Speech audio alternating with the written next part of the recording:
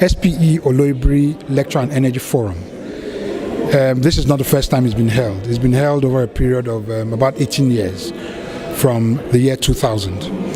And it has actually dealt with topical issues that could drive policy direction for the Nigerian government over the years. It includes things like deep water policy, the fiscal policy, cost effectiveness in the industry, so bringing down costs of operations. It's also dealt with gas to power and gas-based industry as well. Now, what we typically do as SPs in the year prior to the OLEF, we take a look at all the topical issues that have come up and look at the ones that we think are critical for us to bring an audience together to discuss. So last year, we sat down, we looked at all the messages coming out from the global world, we'll say that. And we realized that one key message that was coming up was that the energy mix was going to change between 2018 and 2040. And that energy mix was going to be driven more by an increase in the use of renewables and the cleaner fossil fuels. The cleaner of the fossil fuels is gas. Now, that means that there will be less reliance on coal and oil, especially with respect to diesel, where you have diesel engines. Germany has made a statement that they are going to stop the use of diesel engines, I think by 2020.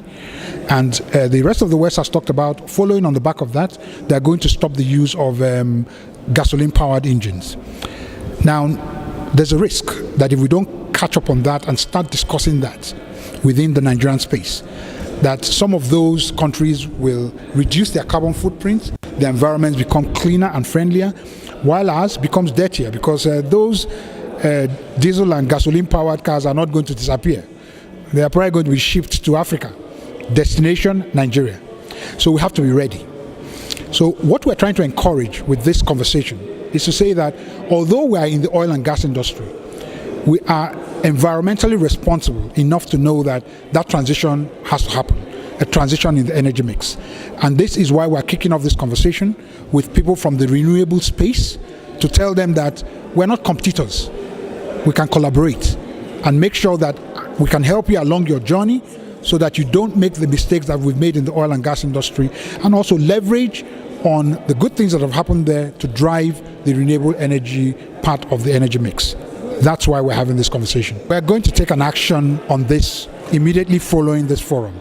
In actual fact, I've started offline engagements with members of the National Assembly, distinguished senators, and the executive as well, because of one critical thing that I just got to learn today. Mrs. Habiba Ali mentioned that she's paying about 25% of the cost of acquiring certain units and items, batteries and the lot, and bringing it in here to deliver energy to us. Now, the oil and gas industry benefits already from the oil and gas free trade zones. So why shouldn't the rest of the renewable energy industry benefit from that? So the conversation I'm having is, why are we talking about an oil and gas free trade zone?